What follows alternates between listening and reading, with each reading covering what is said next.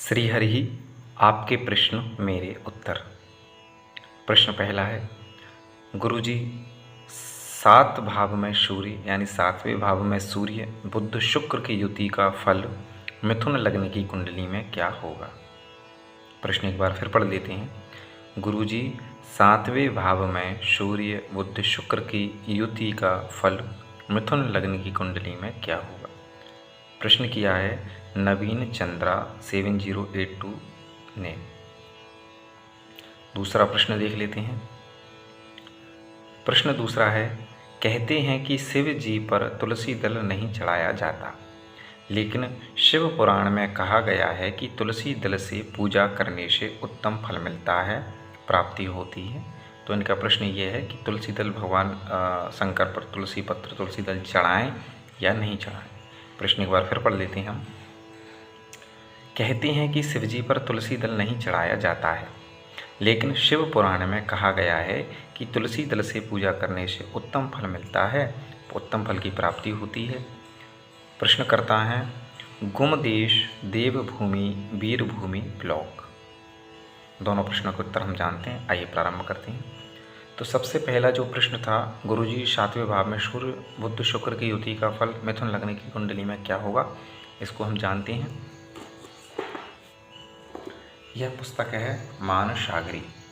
मानसागरी पुस्तक है, लेखक हैं ज्योतिषाचार्य पंडित श्री सीताराम झा जी। तो इसका लिंक मैं आपको वीडियो के नीचे दे दूंगा डिस्क्रिप्शन में, वहाँ से आप पुस्तक भी प्राप्त कर सकते हैं। आपका पहला प्रश्न जो है वो देख लेते हैं कि मिथुन लग्न की कुंडली में क्या फल होगा। तो मिथुन लग्न की कुंडली अगर किसी की है तो उसका क्या फल होगा। देखिए यहाँ पे लिखा है, मिथुन लग्नोत्पन्न मानी, यानी मिथुन लग्न में जो उत्पन्न जातक है, व्यक्ति है, अपने जनों का प्रिय होता है, यानी अपने लोगों का प्रिय होता है, त्यागी होता है, भोगी होता है, धनी होता है, कामी होता है, दीर्घसूत्री और शत्रुओं को जीतने वाला होता है। तो ये तो होगा लग्न का फल, यानी मिथुन लग्न में अगर कोई जातक उत्पन्न हुआ है तो अपने जनों का प्रिय होगा, त्यागी होगा, भोगी होगा, धनी होगा, कामी होगा, दीर्घसूत्री और शत्रुओं को जीतने वाला होगा। अब आगे देखते हैं। सप्तम भाव में फल युति का हम बाद में देखेंगे, यानी तीनों का जो योग है वो हम थोड़े बाद में देखेंगे। अभी उसका भाव सप्तम भाव में फल देख लेते हैं इनका। सप्तम भाव में यदि सूर्य हो, और इसमें एक बात को हमेशा याद रखना है, अगर ग्रह अपने मित्र स्थान पर है या अपने स्वग्रह में है तो वह अच्छा फल देगा। अगर अपने शत्रु भाव में है या अपने स्थान पर नहीं है तो वह खराब फल देगा। तो इस बात को हमेशा ध्यान रखें। सप्तम भाव में सूर्य हो तो स्त्री के साथ विलास करने वाला होगा, किंतु अन्य सुख से रहित, चंचल, पापी, समदेह यानी न लंबा न छोटा, कपिल वर्ण नेत्र यानी कपिल वर्ण उसके नेत्र होंगे, पिंगल वर्ण केश वाला यानी पीले वर्ण के केश होंगे, थोड़े पीले कलर रहते हुए, और थोड़ा कुरूप होगा। ये अगर सूर्य सप्तम भाव में है। फिर आपने पूछा है बुध के लिए, तो बुध का देख लेते हैं अपन। बुध अगर सप्तम भाव में, फिर साथ में हम युति का भी फल देखेंगे कि युति का फल क्या रहता है। तो बुध देखिए ये आ गया। बुध सप्तम भाव में हो तो चंचल और मध्यम दृष्टि वाला, यदि शुभ राशि में हो तो उत्तम कुलोत्पन्न स्त्री का पति होता है। अब यहाँ पर देखिए महत्वपूर्ण बात आ गई है, दोबारा ऊंचा करके बता देता हूँ मैं थोड़ा आपको।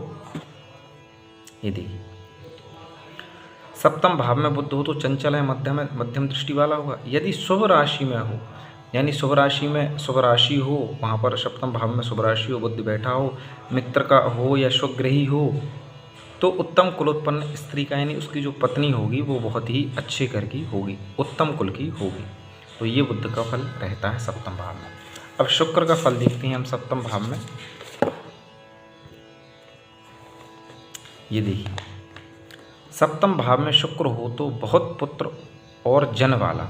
सप्तम भाव में अगर शुक्र हो तो बहुत पुत्र होते हैं, उत्तम कुलोत्पन्न स्त्री का पति होता है, और सुंदर शरीर होता है, प्रसन्न और सुख युक्त होता है। यानी सप्तम भाव में अगर शुक्र हो तो बहुत पुत्र होते हैं उसके, उत्तम कुलोत्पन्न स्त्री, यानी जो देखो दोनों जगह पर अगर बुध सप्तम में है और शुक्र सप्तम में है तो जो उसकी स्त्री है वो अच्छे परिवार की आएगी, ऐसा यहाँ पर दर्शा दिया गया है। सुंदर शरीर होगा, प्रसन्न मुख होगा और सुख युक्त होगा। अब हम फल देख लेते हैं युति का, यानी शुक्र के साथ में अगर बुध आदि ग्रह साथ में हैं तो क्या योग बनता है। देखते हैं हम। रवि के साथ में यदि बुध आदि ग्रह हैं तो क्या फल बनता है, ये देखिए। रवि बुध शुक्र, आपका जो प्रश्न है यहाँ पर सूर्य बुध शुक्र की युति है सप्तम भाव में, तो यहाँ पर सूर्य बुध शुक्र की युति है। यहाँ पे लिखा है रवि बुध शुक्र के योग से मनुष्य अपने गुरुजनों से अपमानित होकर बाहर जाता है, स्त्री के कारण संतप्त हृदय होता है। तो यहाँ पर लिखा गया है अगर रवि बुध शुक्र का योग है तो मनुष्य अपने गुरुजनों से अपमानित होकर बाहर जाता है और स्त्री के कारण संतप्त हृदय होता है। तो यहाँ पर इस योग को तो योग का बुरा फल दिया गया है, यानी इस योग के कारण थोड़ा दुख होगा, अपमानित होगा। लेकिन जो इन ग्रहों का फल है सप्तम भाव में अलग अलग रूप से, तो उसका फल अच्छा है। तो जो ग्रह अगर स्वग्रही हैं, यानी रवि बुध शुक्र मित्र के घर में हैं, स्वग्रही हैं या अच्छे राशि में हैं, तो उसका फल अच्छा ही रहेगा। इस तरह से समझना चाहिए। उम्मीद करता हूँ आपको आपके प्रश्न का उत्तर मिल गया होगा। ये पुस्तक है मानसागरी, आप इसे देख सकते हैं, इसमें से देख सकते हैं, मैं लिंक नीचे दे दूँगा। अब दूसरे प्रश्न पर चलते हैं। दूसरा प्रश्न था गुमदेश देवभूमि वीरभूमि ब्लॉक का। ये प्रश्न था पहला प्रश्न नवीर चंद्रा जी का। दूसरा प्रश्न है गुमदेश देव भूमि वीरभूमि ब्लॉक्स का। कहते हैं कि शिव जी पर तुलसी दल नहीं चढ़ाया जाता, लेकिन शिव पुराण में कहा गया है कि तुलसी दल से पूजा करने से उत्तम फल मिलता है। तो इसका उत्तर हम लिख कर देते हैं आपको।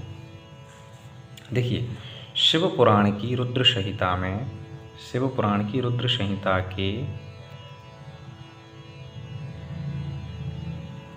2 मिनट,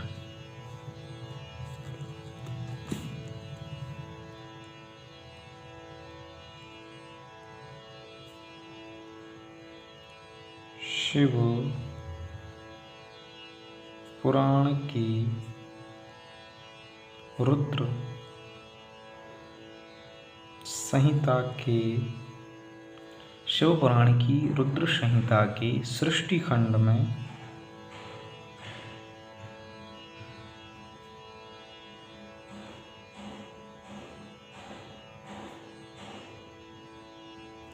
शिव पुराण की रुद्र संहिता के सृष्टि खंड में अध्याय नंबर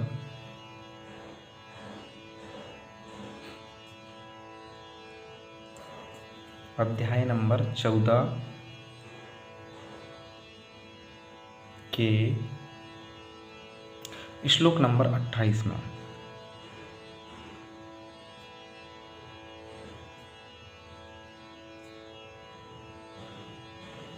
श्लोक नंबर 28 में, श्लोक नंबर 28 है, तो उसमें क्या लिखा है देखते हैं हम। श्लोक है भुक्ति मुक्ति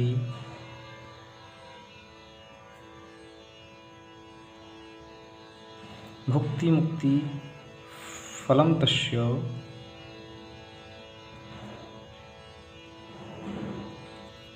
तुलस्या पूजयेत् दधि।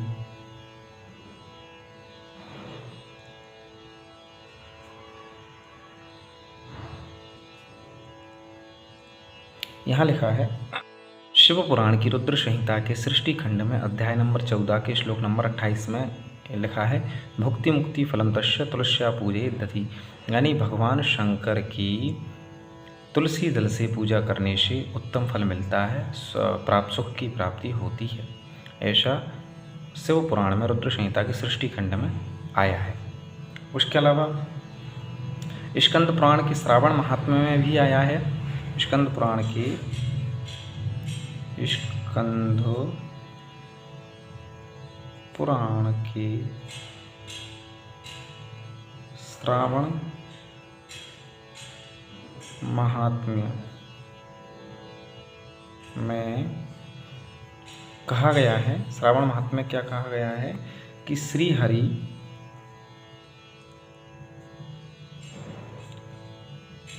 और श्री शिव की पूजा में तुलसी दल अर्पण से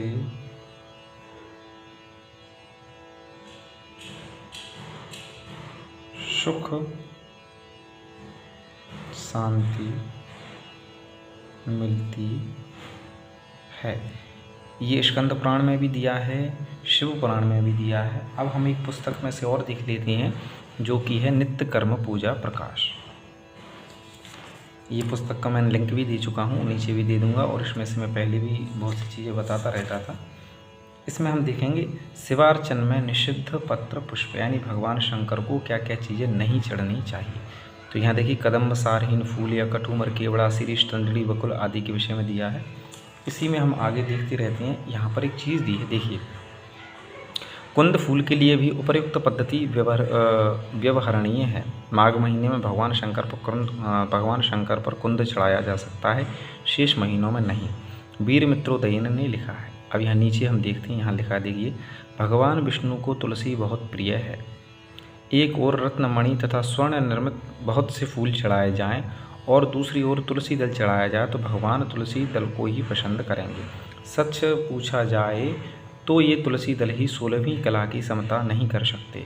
भगवान को कौस्तुभ भी उतना प्रिय नहीं है जितना तुलसी पत्र मंजरी। तुलसी काली तुलसी तो प्रिय है ही, किंतु गौरी तुलसी तो और भी प्रिय है। अब यहाँ महत्वपूर्ण बात लिखिए, ये देखिए भगवान, ये देखिए ये लिखिए महत्वपूर्ण बात, तुलसी से पूजित शिवलिंग या विष्णु की प्रतिमा के दर्शन मात्र से ब्रह्म हत्या दूर हो जाती है। यहाँ देखिए 5वें नंबर श्लोक लिखा है, लिंगमभ्यर्चितं दृष्ट्वा प्रतिमां केशवस्य च तुलसी पत्र निकरैर्मुच्येत ब्रह्म हत्यया। तुलसी पत्र निकरैर्मुच्यते ब्रह्म हत्या, ये ब्रह्म वैवर्त पुराण में लिखा है। ये देखिए ब्रह्म पुराण या ब्रह्म वैवर्त पुराण दोनों में से ये श्लोक आया है। यहाँ दोबारा देख लेते हैं हम। तुलसी से पूजित शिवलिंग या विष्णु की प्रतिमा के दर्शन से ब्रह्म हत्या मात्र से ब्रह्म हत्या भी दूर हो जाती है। तो इन उदाहरणों से हम ये समझ सकते हैं कि भगवान शंकर शिवलिंग पर तुलसी दल तुलसी पत्र अर्पित किया जा सकता है। लेकिन आजकल लोकाचार ऐसा चल रहा है कि भगवान शंकर पर तुलसी पत्र नहीं चढ़ाते हैं। तो उसमें मैं एक बात और जोड़ना चाहता हूँ कि सामान्य पूजा में आप तुलसी पत्र या तुलसी दल ना चढ़ाएं। सामान्य पूजा कर रहे हैं तो उसमें भले ही न चढ़ाएं, उसमें केवल बेलपत्र ही अर्पित कर दें। लेकिन विशेष रूप से जैसे श्रावण मास चल रहा है उसमें आप भगवान शंकर पर तुलसी दल चढ़ा सकते हैं। विशेष अनुष्ठान में पूजा कर रहे हैं तो उसमें भी आप भगवान शंकर पर शिवलिंग पर तुलसी दल जरूर अर्पण करें। और अगर इच्छा हो तो भगवान शंकर भगवान विष्णु साथ में विराजित हों तो तुलसी दल भी आप जरूर अर्पण करें। जैसा कि हम सब जगह पर देख चुके हैं, प्रमाण हैं, हम मन से नहीं बोल रहे हैं, सब जगह पर प्रमाण आपको मैंने बता दिए हैं। तो तुलसी दल भगवान शंकर पर जरूर अर्पण करें। तुलसी पत्र भी कर सकते हैं विशेष पूजा आदि में, और सामान्यतः पूजन कर रहे हैं तो बिल्वपत्र ही अर्पण करें। तो गुमदेश और देवभूमि वीरभूमि ब्लॉग्स को आशा करता हूँ आपको आपके प्रश्नों के उत्तर मिल गए होंगे। ऊपर जो नवीन चंद्रा जी थी उनको भी अपने प्रश्न का उत्तर मिल गया होगा। आगे भी इसी प्रकार मैं आपके प्रश्न मेरे उत्तर को डालूंगा। आगे भी अगर आपके मन में कोई प्रश्न हो तो ज़रूर पूछें, मैं सबके उत्तर दूंगा। अगर चैनल पर नए हैं तो चैनल को सब्सक्राइब जरूर करें। वीडियो पसंद आए तो लाइक करें और कुछ भी पूछने के लिए कमेंट करें। धन्यवाद।